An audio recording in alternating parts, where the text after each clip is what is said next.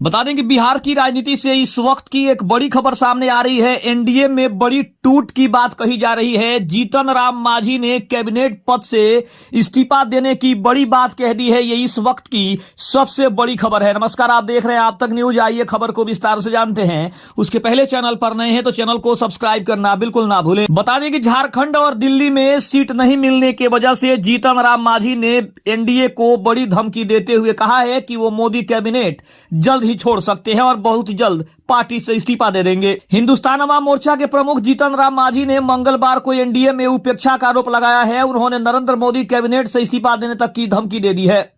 मुंगेर में आयोजित एक सम्मेलन में जीतन राम मांझी ने एनडीए पर सौतेला व्यवहार करने का बड़ा आरोप लगाया है। जीतन राम मांझी दिल्ली और झारखंड विधानसभा चुनाव में पार्टी को एक भी सीट न मिलने से नाराज चल रहे हैं। नरेंद्र मोदी कैबिनेट में सूक्ष्म लघु और मध्यम उद्योग मंत्री जीतन राम मांझी ने कहा है कि जब हमारी सभाओं में भीड़ आ रही है, जनता हमारे साथ है, मतदाता हमें वोट देने के लिए तैयार हैं, तो हमें सीट क्यों नहीं मिल रही है। उन्होंने कहा कि मैं ये सवाल पूछ रहा हूं, हम कोई भीख नहीं मांग रहे हैं, लेकिन हमारे अस्तित्व के आधार पर ही हमें सीट दी जानी चाहिए। अगर हमें नजरअंदाज किया गया तो इसका क्या मतलब है? लगता है मुझे कैबिनेट से इस्तीफा देना पड़ेगा। मांझी ने यह भी कहा कि उनकी मांग सीटें उनके व्यक्तिगत लाभ के लिए नहीं बल्कि दलित समुदाय के लाभ के लिए है। उन्होंने मंच से कहा कि हमारे लोगों को उनकी स्थिति के अनुसार सीट दी जानी चाहिए, उनकी भलाई के लिए है। केंद्रीय मंत्री ने आगे कहा कि बिहार के सभी भूमिहीन दलितों को 5 डिसमिल जमीन मिलनी चाहिए।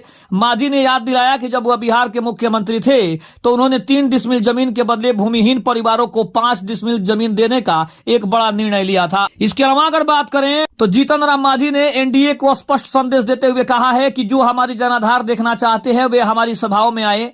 जनता हमारे साथ है, लेकिन हमें नजरअंदाज करना अन्याय है। कुछ दिन पहले पत्रकारों से बात करते हुए जीतन राम मांझी ने कहा था कि हमें झारखंड और दिल्ली चुनाव में एक भी सीट लायक नहीं समझा गया, लेकिन कोई बात नहीं, हम बिहार में अपनी ताकत दिखाएंगे। इसका मतलब है कि जीतन राम मांझी इशारों में बिहार चुनाव में अपनी मजबूती दिखाने की कोशिश कर रहे हैं। साथ ही वो बताने की कोशिश भी कर रहे हैं कि बिहार चुनाव में उनकी पार्टी को सम्मानजनक सीटें मिलनी चाहिए। यानी एक बात तो तय है कि एक तरफ केंद्रीय मंत्री चिराग पासवान तो दूसरी तरफ जीतन राम मांझी। इन्होंने सीटों की जो संख्या है, जो सीटों का बंटवारा है, उसको लेकर बिहार में एक नया विभेद तो पैदा कर ही दिया है। अब जीतन राम मांझी भी इसमें कूद पड़े हैं। इसका मतलब यह है कि विधानसभा चुनाव 2025 में एनडीए को काफी कड़ी मशक्कत करनी पड़ेगी अपने सहयोगियों को सीटों की संख्या पर मनाने के लिए।